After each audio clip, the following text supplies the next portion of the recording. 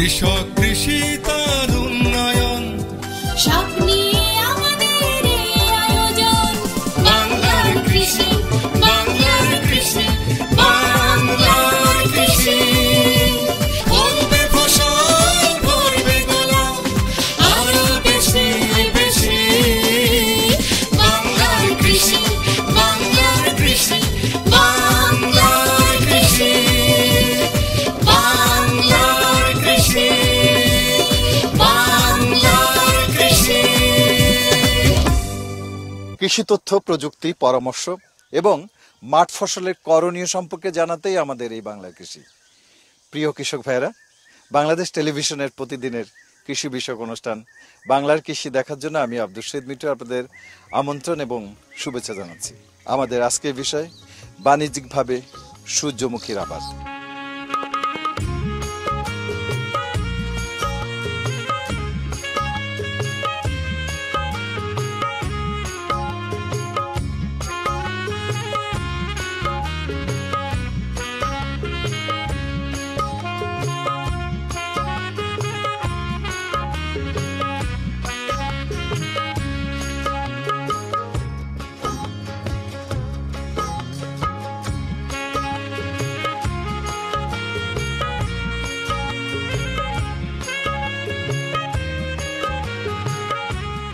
সূর্যমুখী বাংলাদেশে অপ্রধান তৈলবীজ ফসল হিসেবে গণ্য হলেও এটি বিশ্বের দ্বিতীয় প্রধান তৈলবীজ ফসল।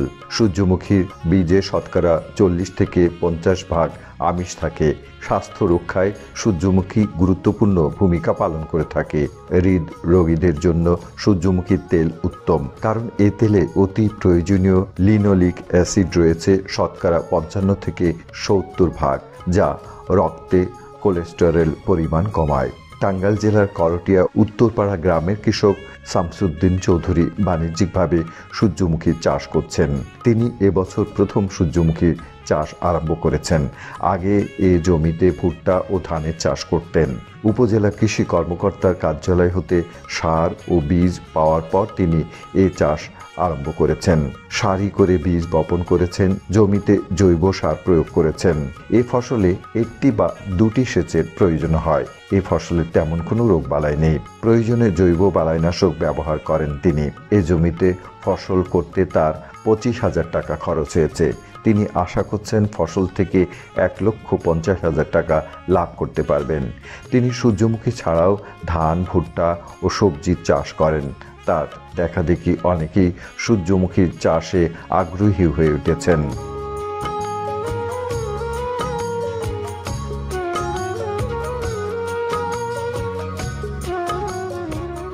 এই সূর্যমুখীটা এবার এখানকার উপসহকারী কৃষি কর্মকর্তা এবং উপজেলা কৃষি কর্মকর্তা অফিসে আমাকে একদিন গল্পে বললেন যে আমরা সূর্যমুখীর চাষ করব।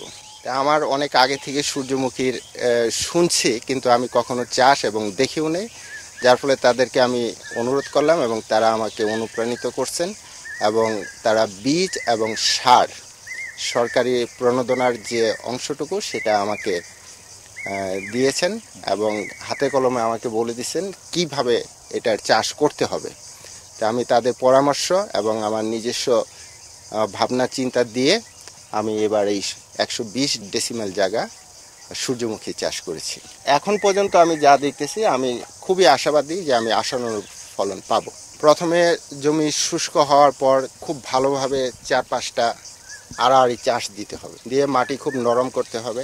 সার এবং গোবর, এখানে আমি 1 টনের মতো গোবর দিয়েছি, আর রাসায়নিক সার যেটুকু তার 3 ভাগের 1 ভাগ শেষ চাষের আগে সারগুলা দিয়ে তারপর মাটির সাথে মিশিয়ে তারপর মই দিতে হবে।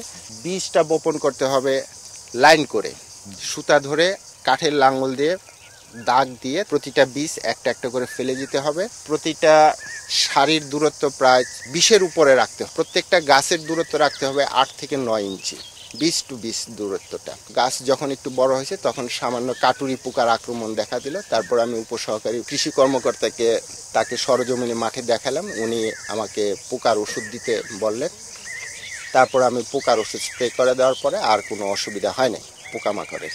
এরপরে যথারীতি সেচ যতটুকু প্রয়োজন দেওয়া হয়েছে। গাছটা একটু বড় হলে গাছের গোড়ায় চারিদিক থেকে লাইনের থেকে মাটি দিয়ে একটু উঠায় দিতে হবে, তাহলে সেচটা দিতে সুবিধা হয় এবং গাছের শিকড়গুলা শক্তভাবে মাটির সাথে আটকে থাকে। খরচ অত্যাধিক কম, আর দেখে সবাই মানে আশেপাশে সবাই সার্বিক সহযোগিতা এখনো পর্যন্ত করতেছে, আমাকে কোনো ফুল অনিষ্ট করে নাই। আর আগামীতে আমি আশা করি যে আমার এই প্লট দেখে অন্তত অনেকেই সূর্যমুখী চাষের দিকে ঝুঁকবে। উপসহকারী কৃষি কর্মকর্তা কৃষক ভাইদের মাঠে এসে সূর্যমুখী চাষের ব্যাপারে পরামর্শ দিয়ে থাকেন। এ চাষ পদ্ধতি ও বিজ্ঞান ভিত্তিক কলাকৌশল শিখিয়ে থাকেন।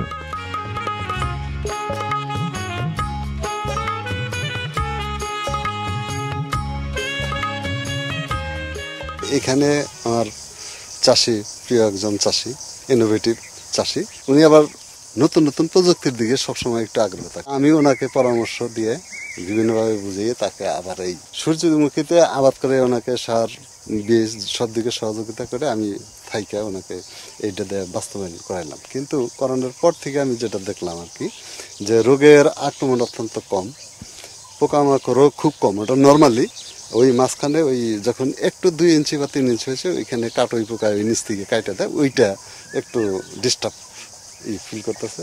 পরে আমি ওনাকে ওষুধ লিখলাম, ডাউজবান সহ আর 2-3টা ওষুধের নাম বললাম যে এইটি লিখে যে কোনো একটা আপনি দিয়ে দেন স্প্রে করে। পরে সেটা করাতে তারপরে আর কোনো সমস্যা, আজ পর্যন্ত কোনো সমস্যা এখানে হয় নাই। আর ওনাকে যা সারের যে ডোজগুলো আমি লিখে দিয়েছিলাম পুরোপুরিভাবে সেই মেনটেন করছে, যার ফলে আজকে এই পর্যন্ত আমরা আসতে পারছি। কৃষি সম্প্রসারণ কর্মকর্তা উপজেলার সর্বত্র সূর্যমুখী চাষের সম্প্রসারণে কাজ করে যাচ্ছেন। কৃষক ভাইদের নানাভাবে উদ্বুদ্ধ করছেন, যার ফলে এ ফসলের চাষ এলাকায় বৃদ্ধি পাচ্ছে।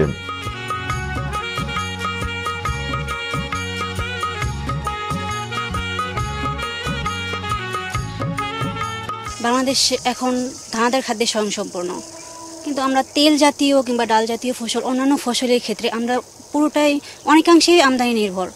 সেই আমদানি নির্ভরতা কমানোর জন্যই সরকার আমাদের জাতীয় কৃষি সম্প্রসারণ নীতিতে তেল জাতীয় ফসলকে ইনক্লুড করেছে। আর সেজন্যই আমাদের এই সূর্যমুখী চাষাবাদ অন্যান্য তেল জাতীয় ফসলের চেয়ে দেখা গেছে যে সূর্যমুখী চাষাবাদ খুবই সাশ্রয়ী, সূর্যমুখী তেলের গুরুত্ব অনেক বেশি। দিন দিন হচ্ছে বাজারে সূর্যমুখী তেলের চাহিদা খুব বৃদ্ধি পাচ্ছে। এই বাজার চাহিদা ভিত্তিক কথা চিন্তা করেই আমরা হচ্ছে সূর্যমুখী যে সম্প্রসারণ সেটার প্রতি গুরুত্ব আরোপ করেছে। সরকারের যে প্রণোদনা কর্মসূচি তার আওতায় আমরা হচ্ছে সূর্যমুখী চাষাবাদের সম্প্রসারণের প্রতি গুরুত্ব আরোপ করেছে। এলাকায় সূর্যমুখী চাষে উপজেলা কৃষি কর্মকর্তা কৃষক ভাইদের প্রশিক্ষণ প্রদান এবং কৃষক ভাইদের মাঠে গিয়ে হাতে কলমে শিক্ষা দিয়ে থাকেন।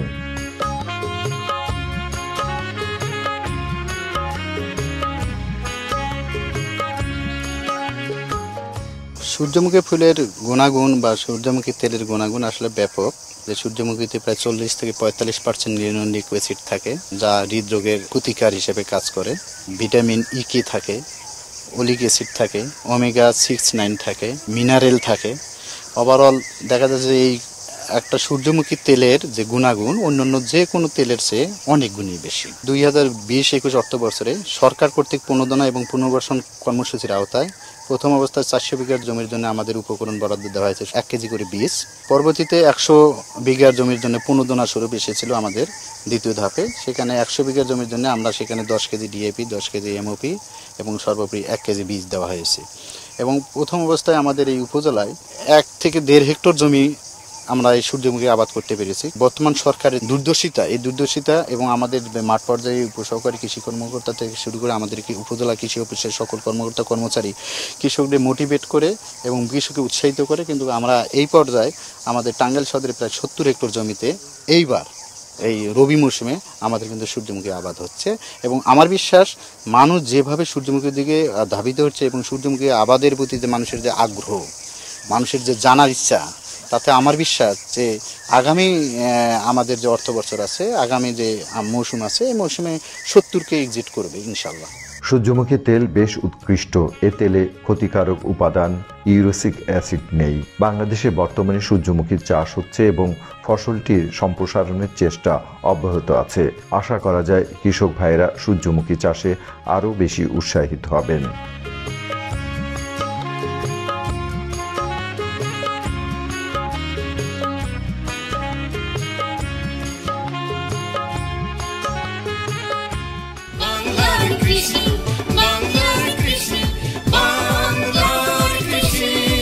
কৃষক ভাইদের জন্য সুখবর। কৃষি ও কৃষক দরদি মাননীয় প্রধানমন্ত্রী কৃষক রত্ন জননেত্রী শেখ হাসিনা কৃষিখাতকে আরো উৎসাহিত ও কৃষকের মুখে হাসি ফোটাতে ডিএপি সারের খুচরা মূল্য 25 টাকা থেকে কমিয়ে 16 টাকায় পুনর্নির্ধারণ করায় ডিএপি সারের দাম কমল কেজিতে 9 টাকা। ডিএপি সারের মূল্য হ্রাস বর্তমান সরকারের আরও একটি যুগান্তকারী পদক্ষেপ।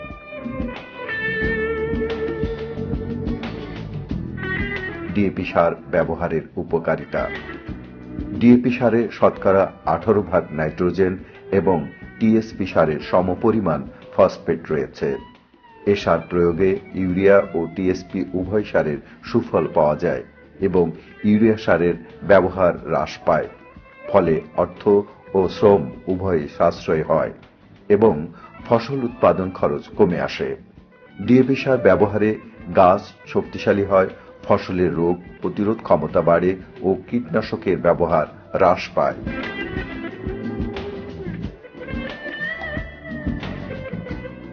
ডিএপি সার মানসম্পন্ন, ফসল উৎপাদনে কার্যকর এবং পরিবেশ বান্ধব। প্রতি বস্তা 50 কেজি ডিএপি সারে 20 কেজি ইউরিয়া এবং 50 কেজি টিএসপি সারের সমপরিমাণ পুষ্টি উপাদান বিদ্যমান। মূল্য হ্রাসের প্রেক্ষিতে বর্তমানে প্রতি বস্তা ডিএপি সার ব্যবহারে কৃষকের সাশ্রয় হবে 620 টাকা এবং প্রতি কেজিতে সাশ্রয় হবে 12 টাকা 40 পয়সা।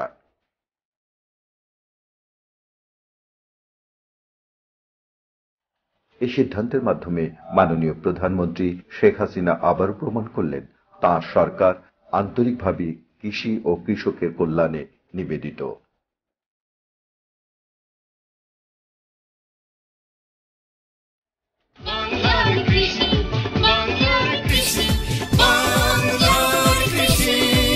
অনুষ্ঠান সম্পর্কে আপনাদের যে কোনো মতামত আমাদেরকে লিখতে পারেন।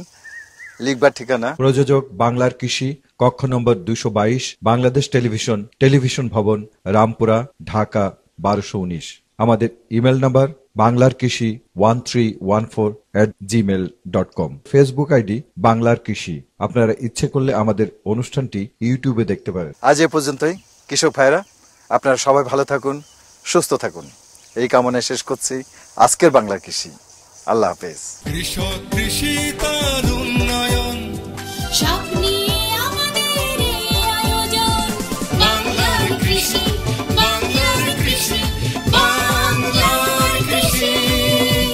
ফলবে ফসল ভরবে গোলা, আরো বেশি বেশি বাংলার কৃষি।